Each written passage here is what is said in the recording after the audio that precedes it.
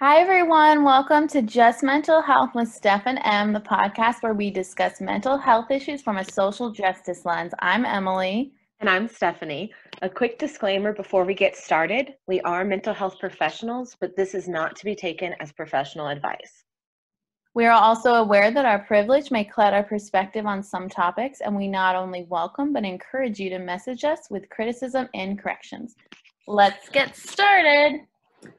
So today we wanted to use our small business time to let you all know that we are still looking for small businesses. So if you have a small business, particularly female and minority-owned businesses, but really any small business, we're happy to support. If you have one or you know someone who has one, please send them our way. Supporting small businesses, especially from people of color and women, is something that is really important to us. So we really would like to get some more businesses that we can promote on our podcast. So let's get to the topic for today. Today we're going to be talking about New Year's resolutions and kind of the societal themes that come up when we talk about New Year's resolutions. So I'm going to read, it's from a today.ugov.com. I don't know if this is a credible source, to be honest, but I compared it with some of the other sources, and it seems to be a pretty similar list. Because when I Googled the most common New Year's resolutions, because I couldn't find like a really credible list that listed this. So we're gonna go with this. It seems pretty accurate. So I'm gonna just read the top 10, or not 10. There's a bunch here. More than 10, the top most common New Year's resolutions, starting with the most common and ending with the least common. So, okay. The first one is doing more exercise or improving fitness, losing weight, saving more money, improving my diet, pursuing a career ambition, spending more time with my family, taking up a new hobby, something else, spending less time on social media, giving up smoking, decorating or renovating part of my home, volunteering or doing more charity work, raising money for a charity, don't know, cutting down on drinking, quitting drinking entirely.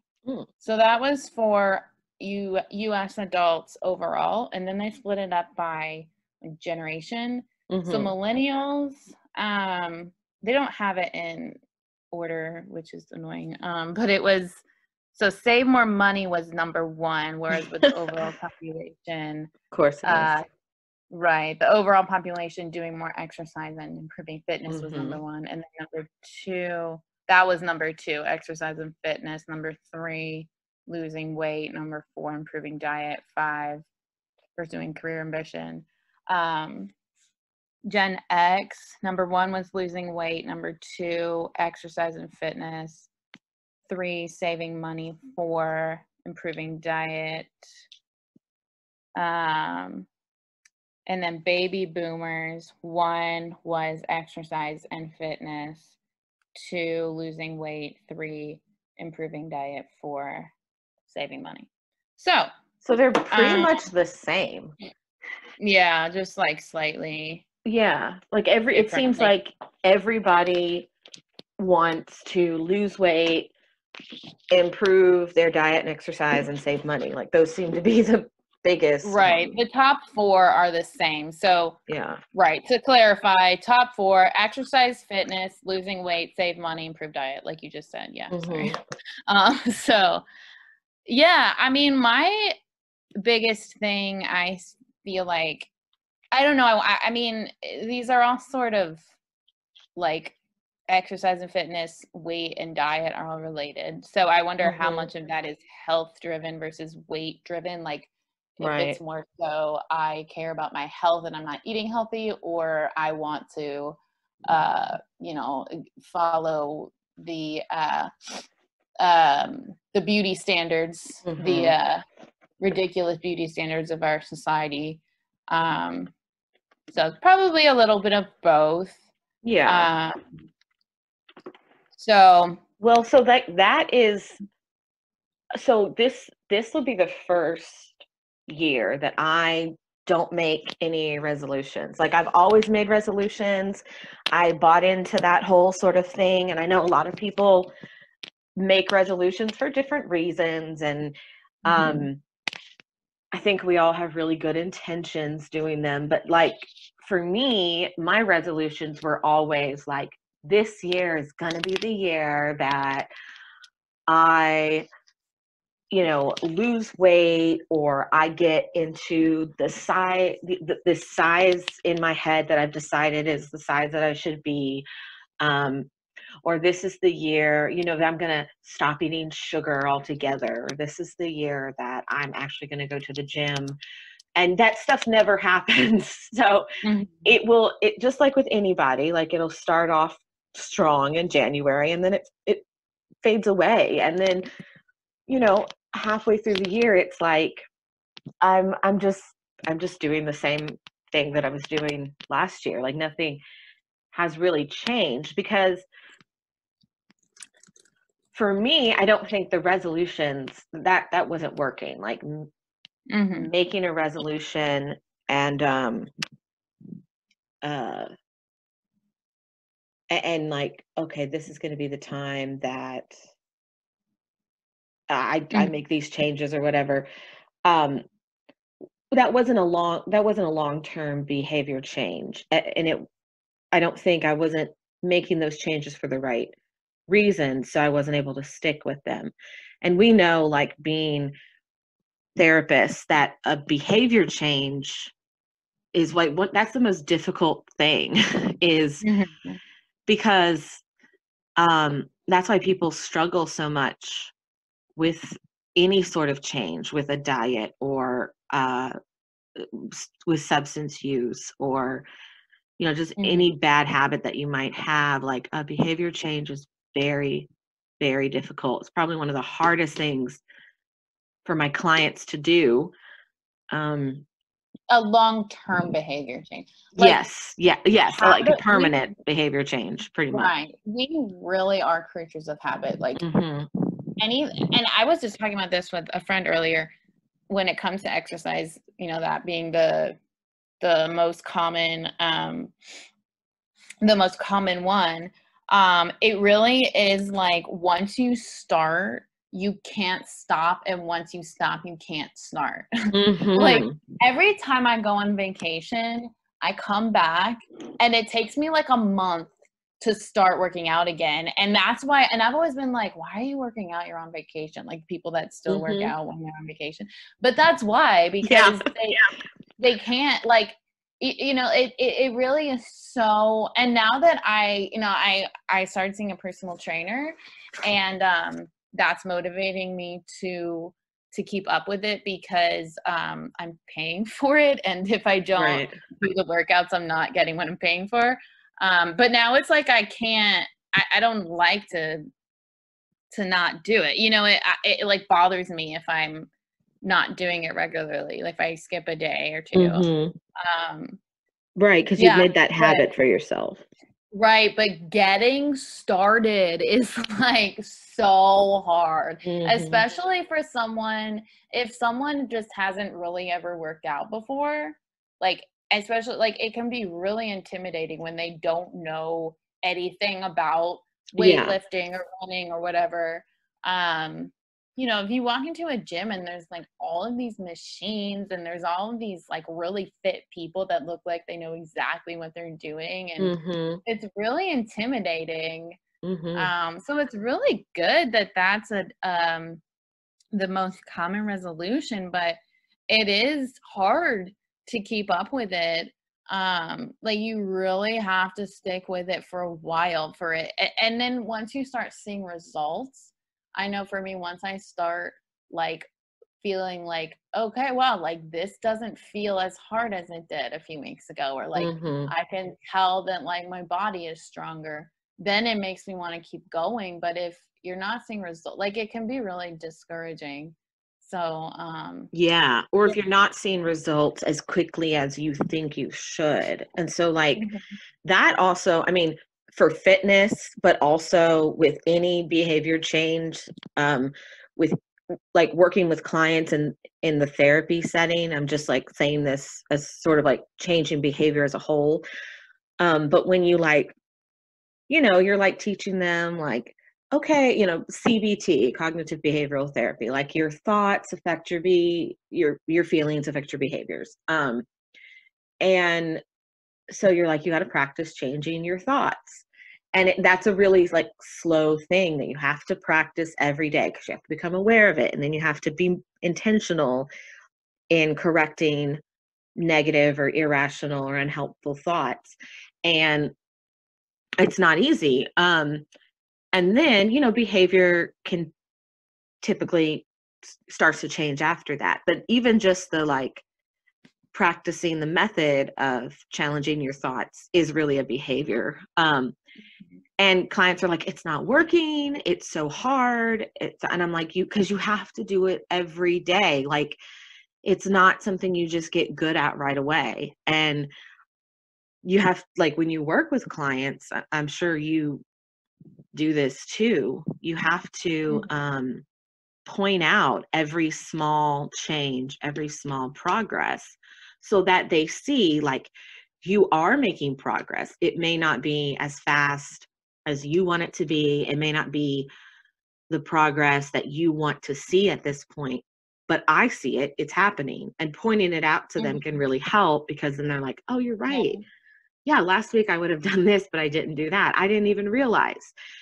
And that's helpful, because that, like what you said, seeing that encouragement of like, oh, this is getting easier. I can keep doing this. When you don't see progress, then you're just like, well, what's the point in this? I think for sure, with therapy, it's often, like you said, it's not the change that they necessarily want, or it's not the main thing that they like. I will sometimes have people that avoid a topic, and then we kind of start touching on it here and there, and then later they start bringing it up on their own. Like before I would kind of like always have to bring it up. Yeah, and then like even though like they haven't really processed the topic, the fact that they are bringing it up on their own is progress. Yeah, because they're becoming comfortable with it, and they're not avoiding it. They might not feel right. They might not feel like it's progress, but it is. Like, that's a step. And I think going back to exercise, looking at it that way, for sure, like even if you're not seeing the exact results you want, just something feels easier than it did a few weeks ago. Like that's huge progress, and that's awesome. Or even just like it's easier to work. It just becomes easier to work it into your routine, because you've been doing it for a while now, and it's like, it's not like, oh, I have to go to the gym. Like, it's more like, okay, I'm going to go to the gym, and then I'm going to blah, blah, blah. That's progress, because I mean, now you've just accepted that that's part of your routine. Right. Yeah, you're right. You have to focus on even the small progress. Well, particularly the small steps that show you're making progress to get to the big ones. Because the big ones don't happen overnight. It's that gradual, slow change that actually makes a behavior change stick.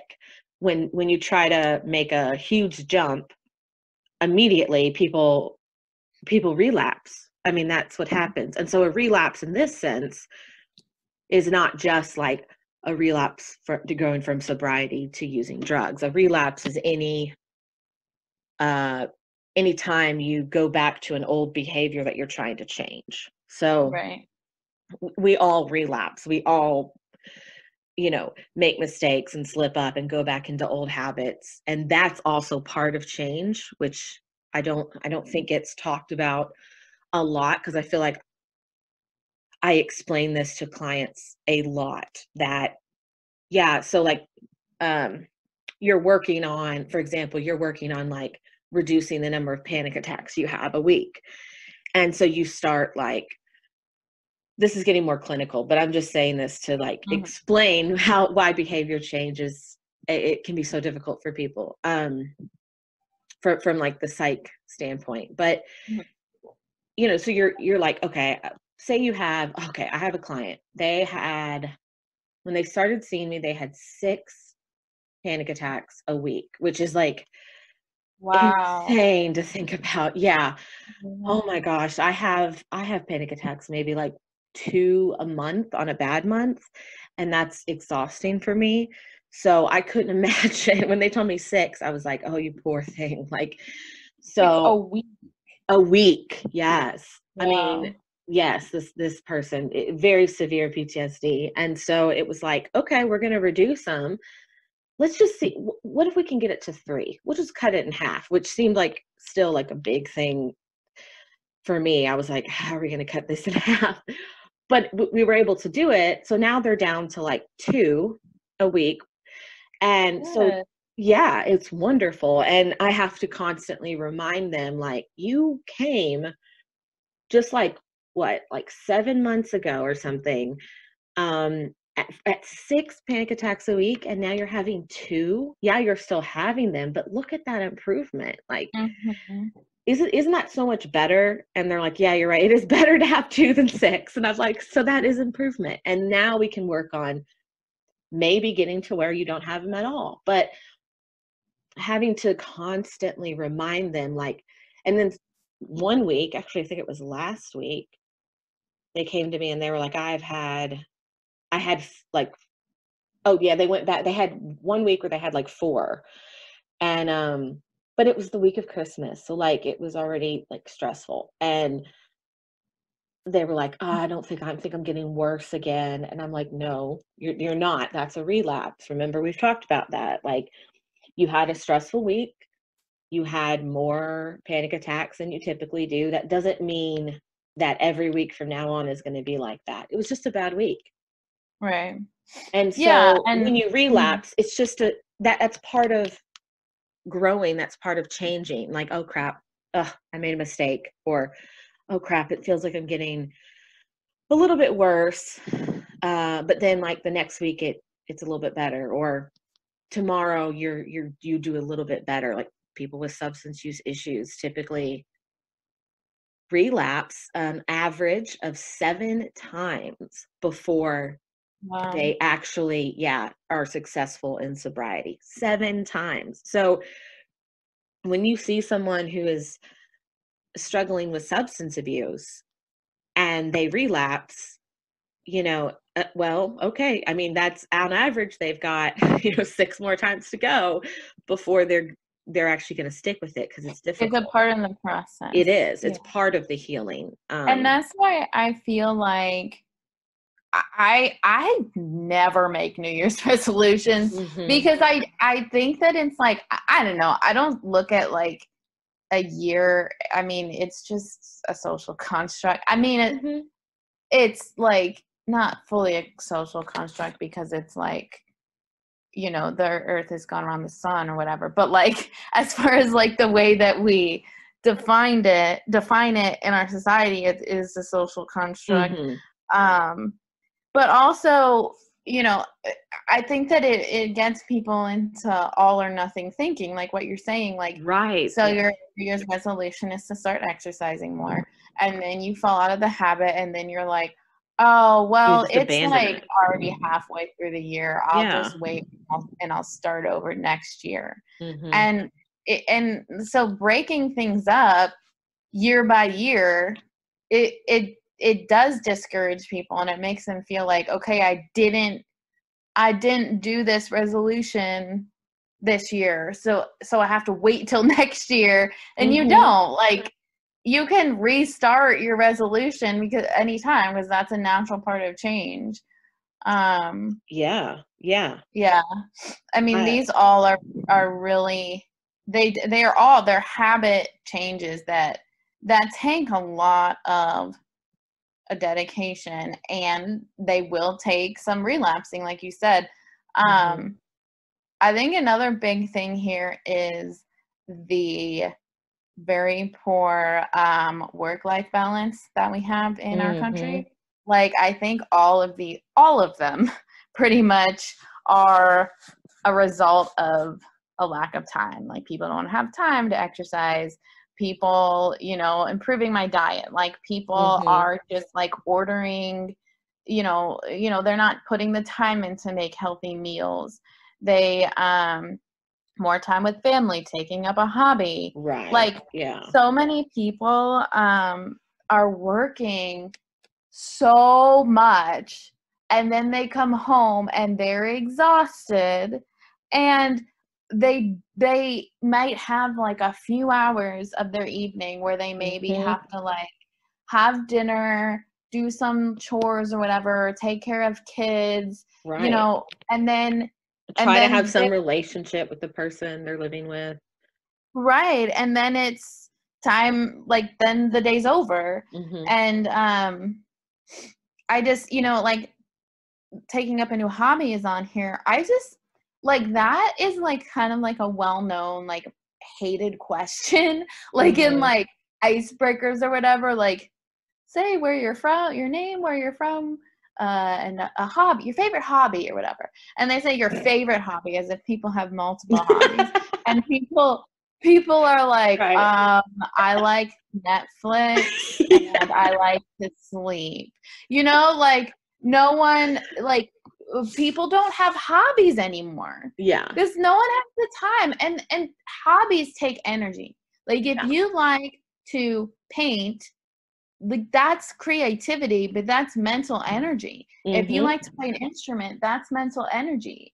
Anything that you like, and we should live in a society where we have this allotted amount of energy for work, this amount for your hobbies, this amount for your health, this amount for your relationships. And we just don't live in that society. And then people, we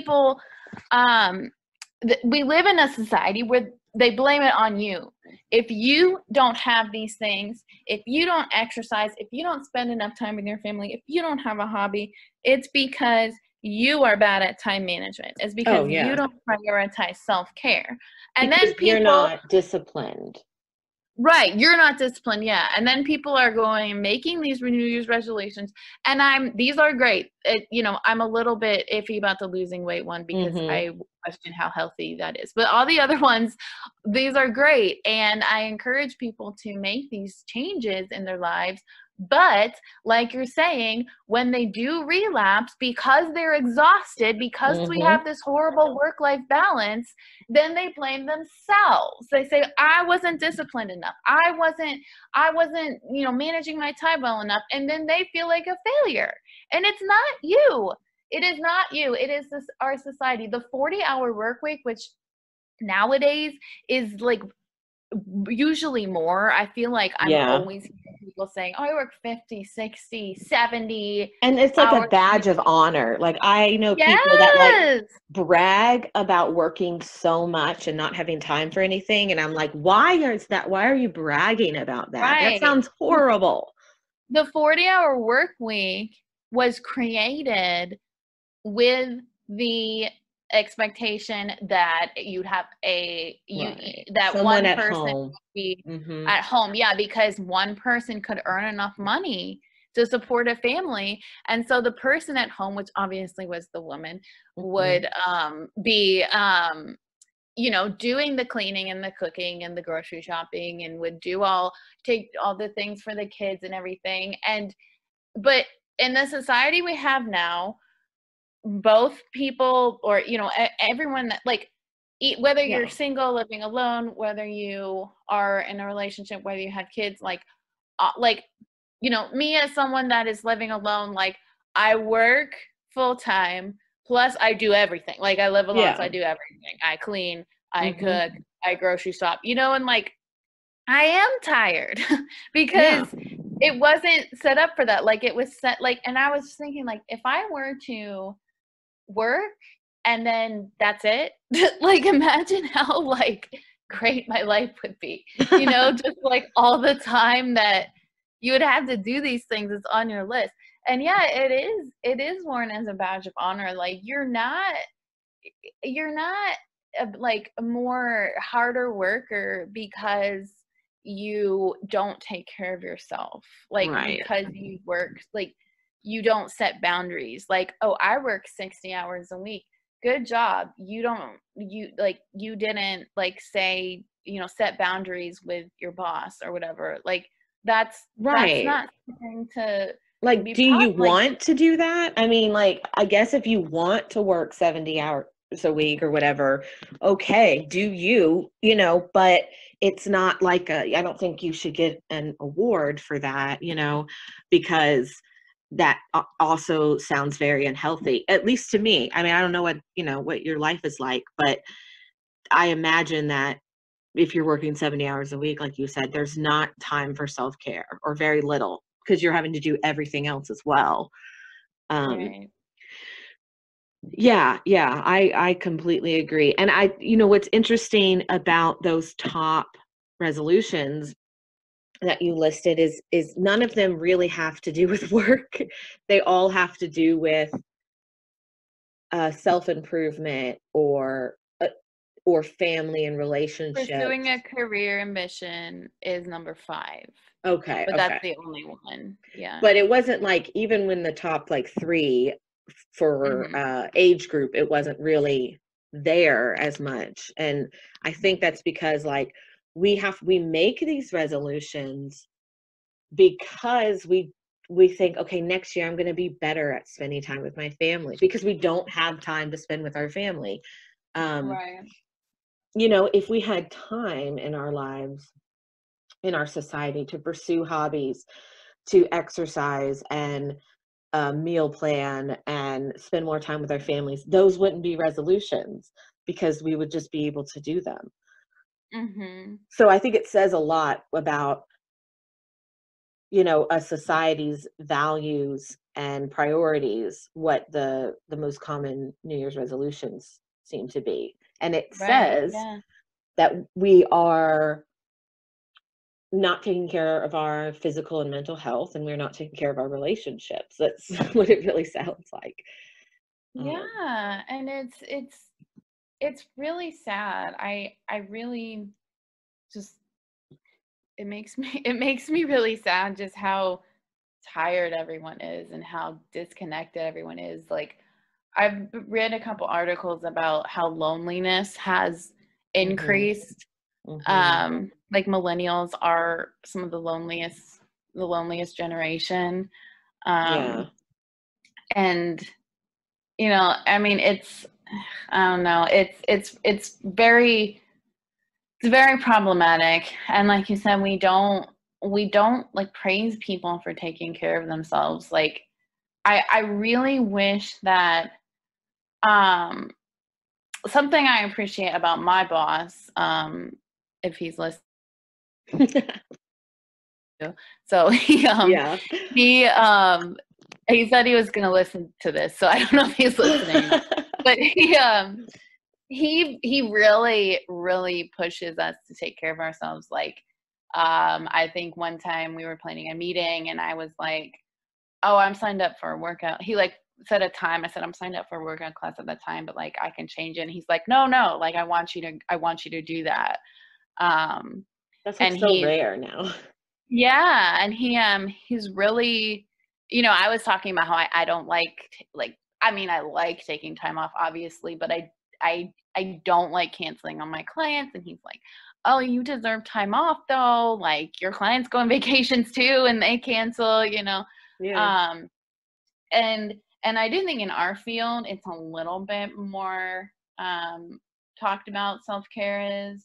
It's talked about, but do we do it? No. Yeah. Well, that's a different that's a different thing. But go ahead. Yeah, I mean it's at least talked about, but other fields I don't think that it's talked about. I don't think like people even know like what it is. But I'm down to go there if you are in our field. Field, let's go like there. Okay, I'm thinking of Family and Children's Place, specifically the agency where Steffi and I used to work. We talked, so Family and Children's Place is a nonprofit, work with pretty traumatized families. The pay is low. It's pretty much an entry-level position. Like, a lot of people get a job there right out of grad school. And it's tough because it's trauma all the time with kids. It's hard. Yeah.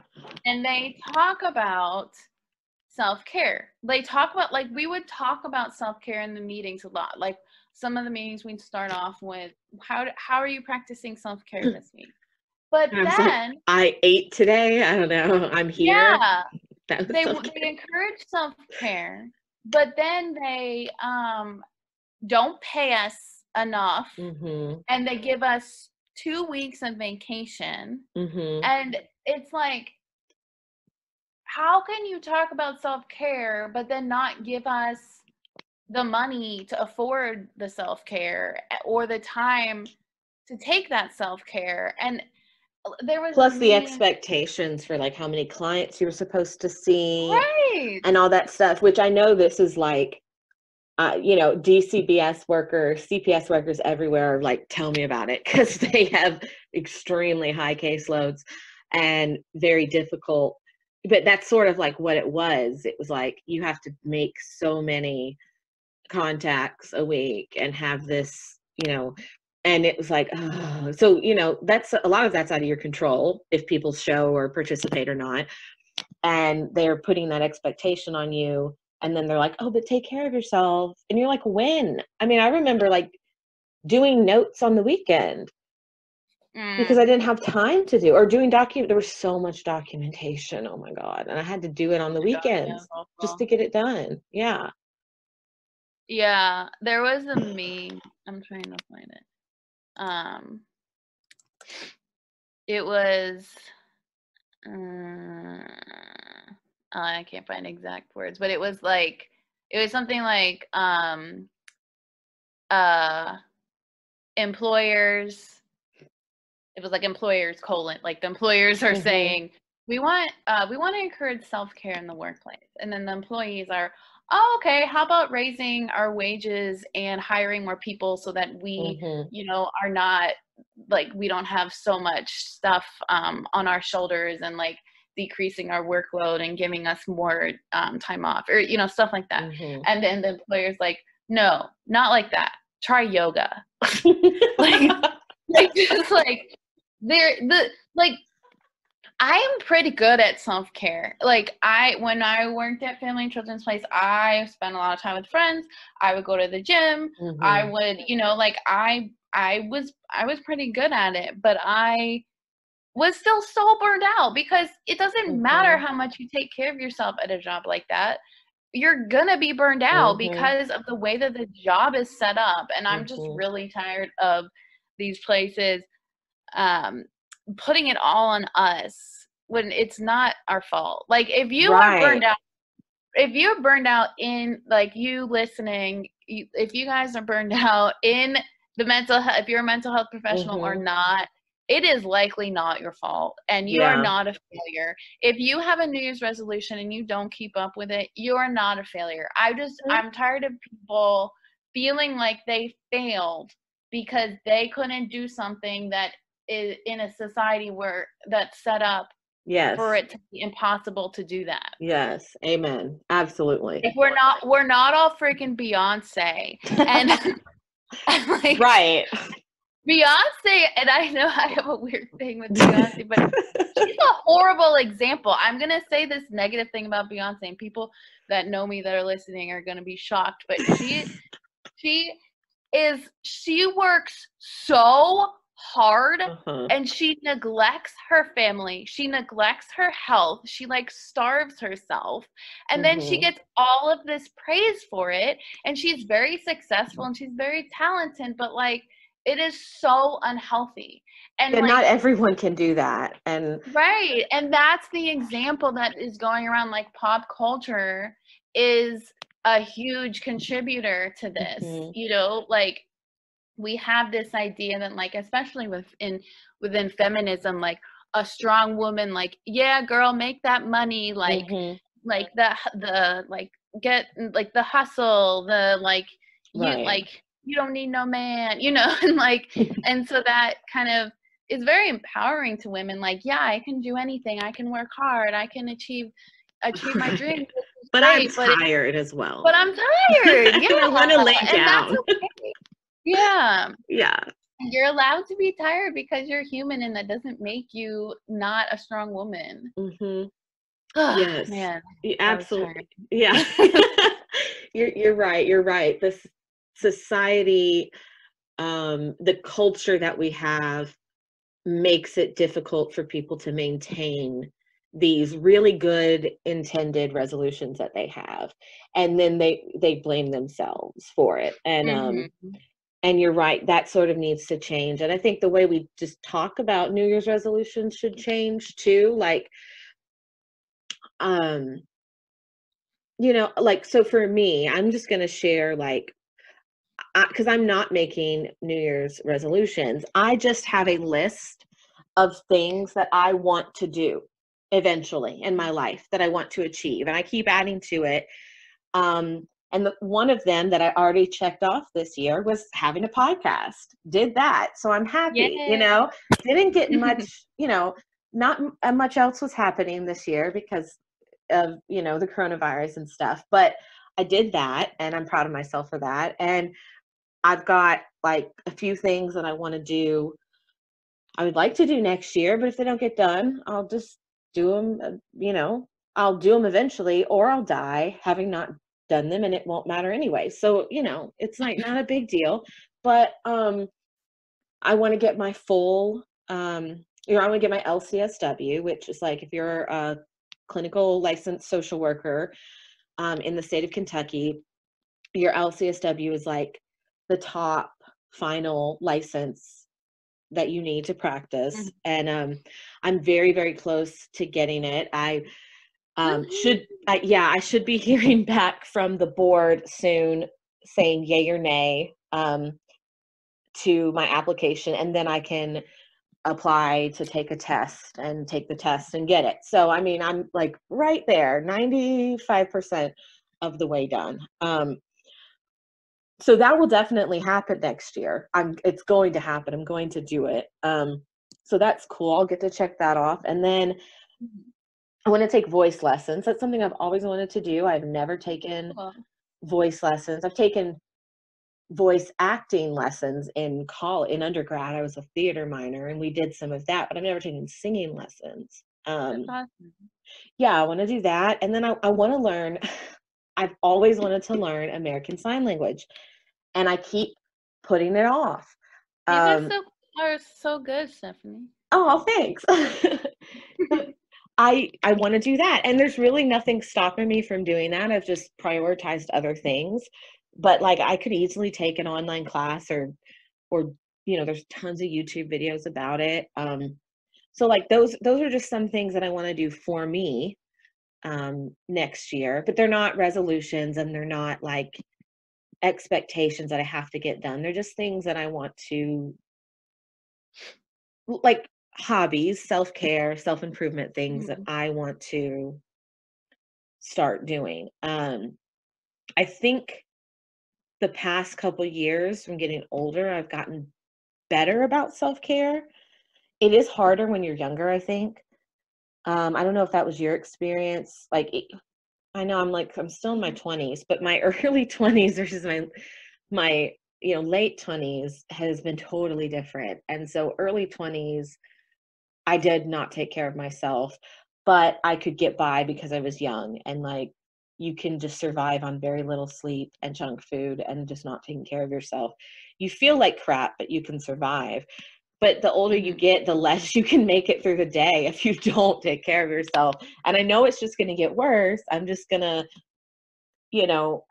my youth is going to leave me. And so that sort of taking those things for granted is going to go away. So I need to start taking care of myself now.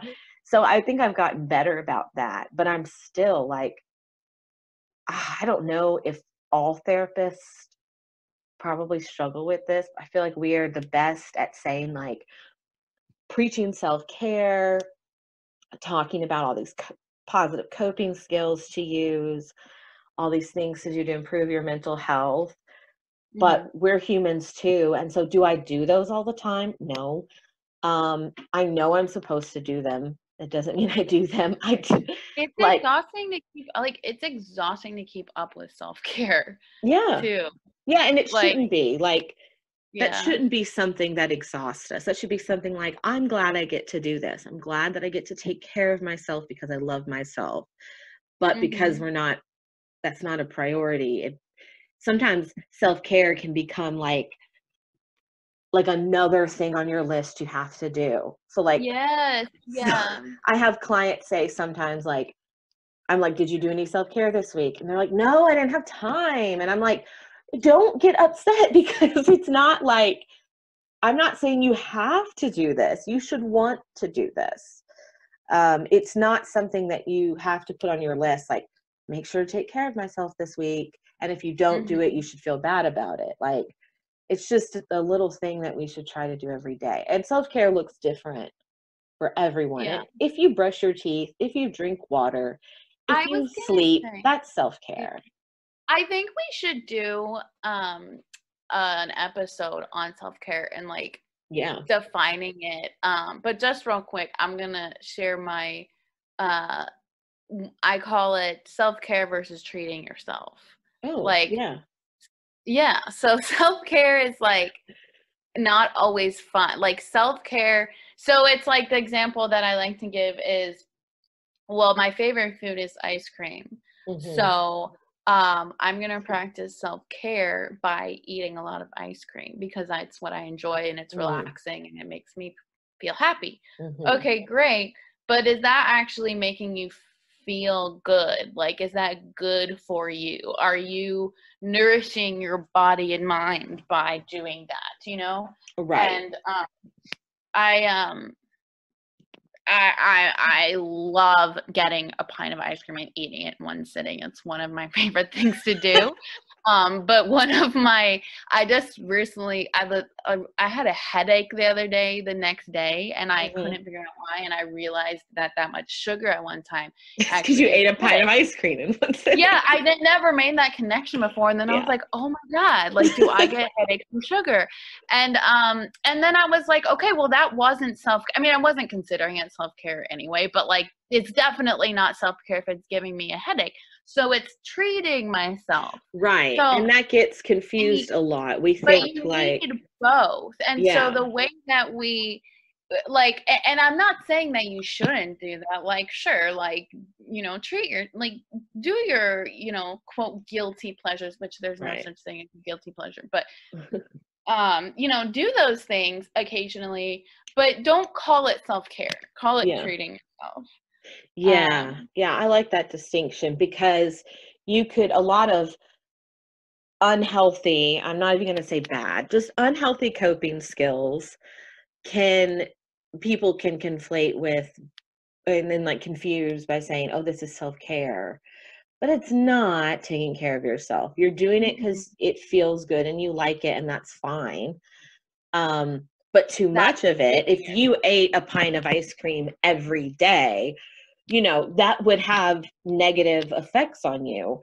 And so it wouldn't be taking care of yourself. But treating yourself to that, like, it's okay for me to do that occasionally, and I enjoy it and it feels good. It is fine. So like, you know, like having a glass of wine, you know, a lot of people are like, oh, that's self-care. And like, that's really like, I feel like if you're using a substance of any kind, and I don't care if you do, but if you are, that's really more treating yourself and not self-care. And to like clarify, in case anyone has misunderstood, treating yourself is good. You should treat yourself, and I encourage you to treat yourself. Get that ice cream, drink that wine, you know, do what you want to do. Just don't call it self-care, and don't do it all the time. And don't, and don't do it in place of actual self-care things. Like, if you're gonna have a glass of wine after a stressful day, that's fine, you know, but also practice self-care in pay attention to your emotions. and check in with yourself, or talk to somebody and vent, or meditation, or whatever it is you like to do that tends to your emotional self-care. Don't just drink the wine, because that's masking. And so, like, if you're eating a pint of ice cream to treat yourself, that's great, but also make sure you eat enough throughout the day. Eat some vegetables. Yeah, or drink enough water. So that's self-care, because that's taking care of your health, your physical health. So yeah, they're both important. We just need them for different reasons and at different times. And yeah. So do you have any, like, not resolutions, but things that you would like to achieve, just goals that you have? Yeah, for sure. I always do. Like, I don't, like I said, I don't tend to think about it in terms of year by year. I mean, kind of. Like, I might be like, I'd like to do this by like this age or whatever. But just in general, well, I wanted to get in better shape and just exercise more regularly. I will be honest, because I think it's important to be transparent. I am struggling with, am I doing this because I want to be healthy, or am I doing this because I want my body to look different? And I, try really hard to love my body, but it's hard to. But regardless, it's healthy for me. Regardless of the reason, I know it's healthy for me. I know it makes me feel good, makes me feel better. I mean, I want to just keep doing more of what I'm doing. Like, COVID has really helped me, actually. Like, I started painting more. I started running.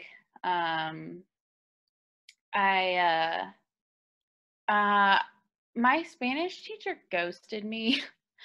What? I don't know why. It's so random. Like, she just stopped responding to my messages. Is she alive still? Like, is she okay? She looks at my Instagram posts. Okay, so she's okay. So we don't need to be concerned about her. She just ghosted you. Yeah. If you're listening to this, Emily's Spanish teacher. No, I'm just kidding. Yeah. She said she was doing this teaching at this school or something, and I don't know. I don't know if she just doesn't have time, but she could have told me. But anyway, I want to put more time into learning more Spanish, and I was doing that, or getting, I already know Spanish okay at a moderate level, intermediate level. And I was doing that until my Spanish teacher ghosted me, but I want to find someone new, I guess. Yeah, and then I mean, career-wise, I'm not really sure. I'm thinking about getting certified in sex therapy, because I'm really enjoying this sex group I'm leading. Yeah, I might want to get certified in EFT. All these certifications are expensive. That's good. I didn't even think about, I haven't gotten to that point yet. Like, for me, my goal has been getting my LCSW. And then what do I do after that? I don't know yet. Yeah, it's I felt like that, and I know that I don't want to get off to kind of just chatting, but I felt like that after getting my license, being okay, I have my license now, I have to have a specialty, or have a certification, or I have to there's more, it's not you're not just I mean, you can just get your license and then you're done, but there's what's the fun in that? Yeah. But anyway, yeah, I think kind of the moral of the story for today is just be easy on yourself. Have some goals, and if you do them this year, great. If not, that's fine. If you start to do them and then you stop and then you start again, that's fine. If you don't do them at all, you're not a failure. All of these things are, if making New Year's resolutions works for you, great. I've never been a fan, but it's the way that it's approached, where it's like, new year, new me. Like, that's dumb. Like, like, no, like, you're fine the way you are. Like, how about new year, like, new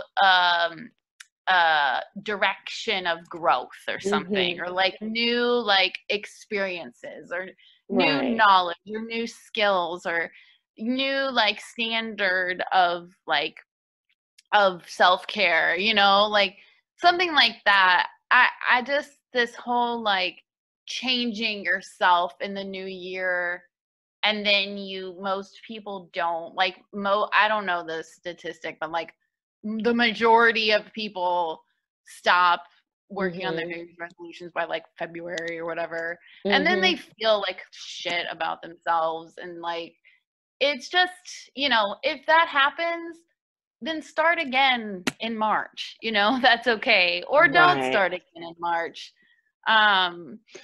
Maybe you discovered that resolution didn't end up working for you. Like, maybe you thought that, taking up a new hobby was gonna make you happy, and you realized you didn't actually like that hobby.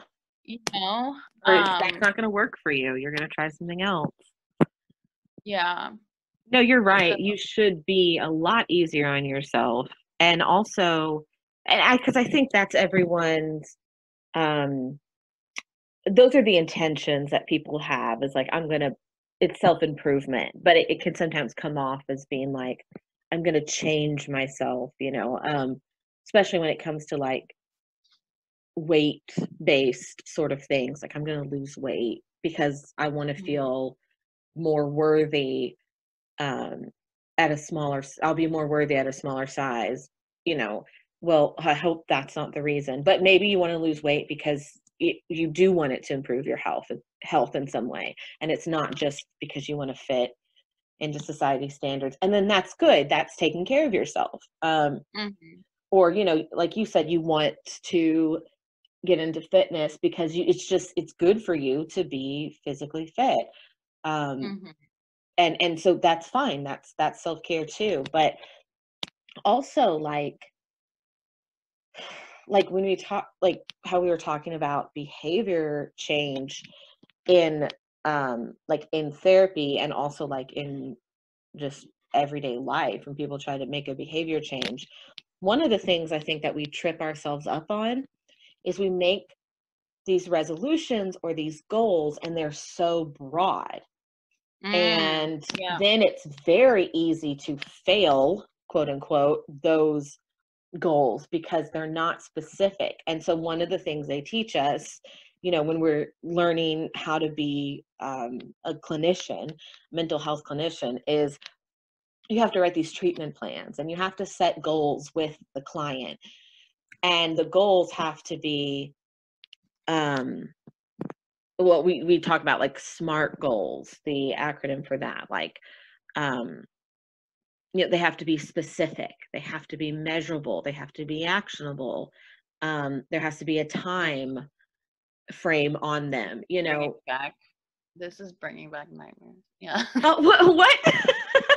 I don't do like I don't have to do all of these like. Oh, you're like bringing back nightmares. No, like just in the paperwork I do now, like it's less specific, so it's just bringing back nightmares from like past year. But go ahead. Yeah, no, yeah, I know what you mean, but I think I've gotten. It's important though. Yeah. Yeah, since I still have to do it in my job, and I've actually gotten a whole lot better at it. And I have some like little cheats, like pre-written sort of goals that like everybody always wants. And so, I can just copy and paste.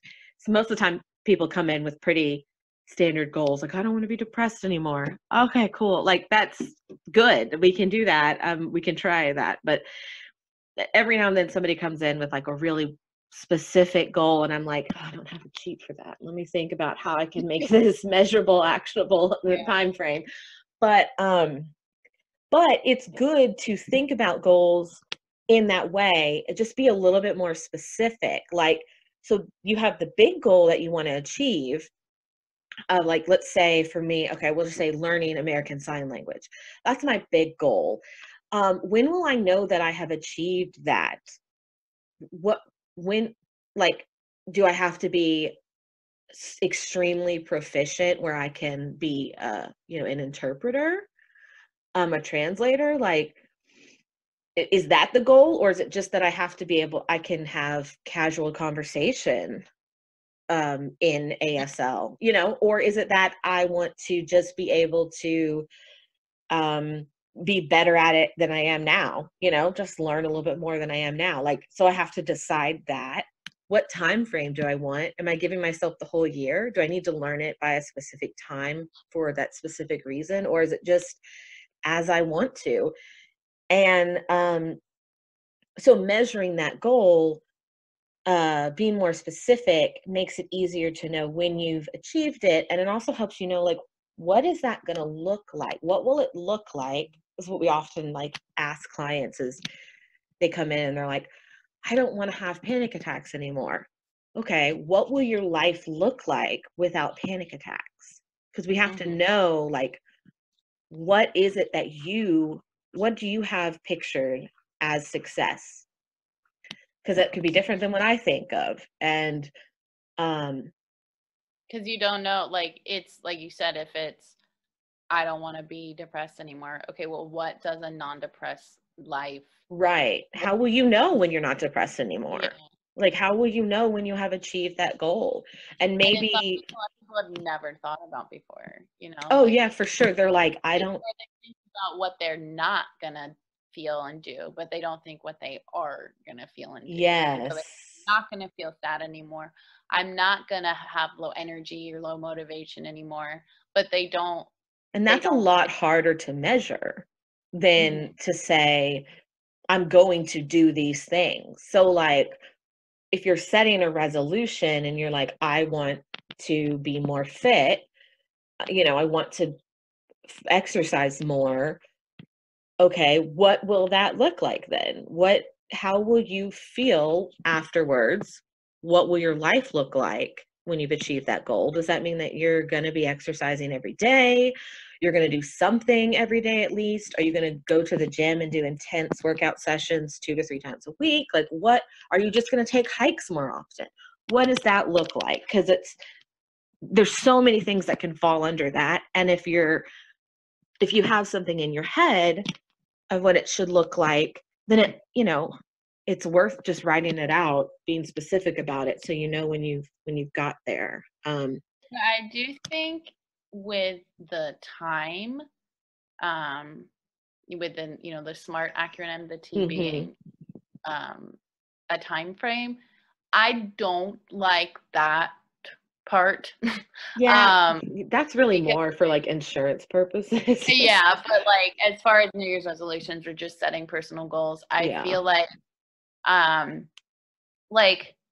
I think we think about this a lot. Like, I want to be in this place in my career by the time I'm 30, or I want to, be doing that, and like we get very caught up in age, or we get caught up in, I've been working on this, and we get caught up in should statements, like I should be this far, and there's really no timeline for anything, really. I mean, unless you have a deadline, like unless like right. you want, like if you want to learn Spanish because you're going on a trip and you are going on a specific date, that's different. But if it's just like, I want to learn Spanish and you're very specific about, I want to be able to, carry conversations with people from any Spanish speaking country, and I want to, and you are specific, and these are I mean, Spanish is taking me a lot longer than I thought it was, to learn. And that's okay. Like, so I think that for insurance purposes, sure. Yeah. But just generally, I think that people get caught up in that. Yeah.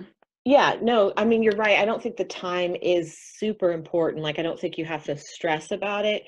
But for some people, setting that time frame helps them But you need to be flexible about it. Like if you're saying, I want to be at this place in my career by 30, that's a good goal to have, but realize you may be 32 by the time you're there. And that's okay too. Yeah. I think just the word failed or failure just should go away. I just think if you have a plan, having a plan and a goal is different than it's just it should be just being nicer to yourself. If you don't meet that goal, you don't know what life is going to throw at you, and you don't know how long it's going to take. Something could be more something than you thought. Right. You can't plan for everything. You have to be flexible. You have to have a growth mindset. Yeah. Sorry, and we kept talking over each other. Sorry. It's good to have a goal, but it's but not being hard on yourself if you don't meet the goal. Mm-hmm.